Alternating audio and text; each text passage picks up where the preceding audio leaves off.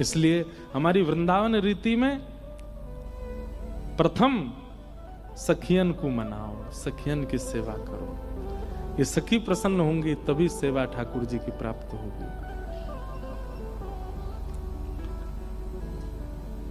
अष्ट सखियां हैं और 16 सेवा हैं। एक एक सखी के पास में 2-2 सेवा है और इन 16 सेवा से ठाकुर जी की 16 उपासनाओं के भाव अष्ट सखियां प्रकट करती हैं। और फिर इन 8 की 8 सखियां हैं, वो सब सेवा में जाती हैं तो वो सब नए नए भाव प्रकट करते हैं उनसे ठाकुर जी। और फिर ये अष्ट सखियां ही अष्टाचार्य के रूप में प्रकट हुई। ललिता जी स्वामी श्री हरदास जी के रूप में आई, तब उन्होंने श्री बिहारी जी को प्रकट किया।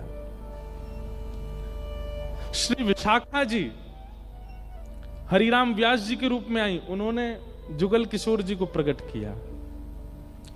ठाकुर जी की वंशी हितरवंश महाप्रभु के रूप में आई, उन्होंने श्री राधा वल्लभ लाल जी को प्रकट किया। गुण मंजरी, अब ये भी है संप्रदायों में अलग अलग सखियां हैं।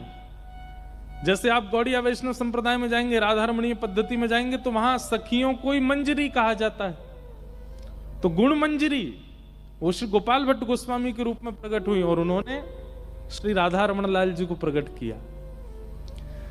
2 साल से तो हम केवल पद गा रहे हैं, श्यामा हृदय कमल सो प्रकटो, और किन्होंने इनको प्रकट किया ये सब बता। आज अब आगे की अब थोड़ी तो अपग्रेड करें कथा।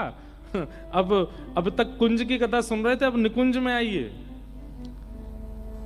गुण मंजरी श्री गोपाल भट्ट गोस्वामी और उन्होंने श्री राधा रमण जी को प्रकट किया। रूप मंजरी श्री रूप गोस्वामी, उन्होंने श्री गोविंद देव जी को प्रकट किया। इसका मतलब क्या है कि जब तक मंजरी भाव नहीं आएगा, जब तक सखित्व भाव नहीं आएगा, तब तक ठाकुर जी जीवन में आवे वाले नहीं है। सखी भाव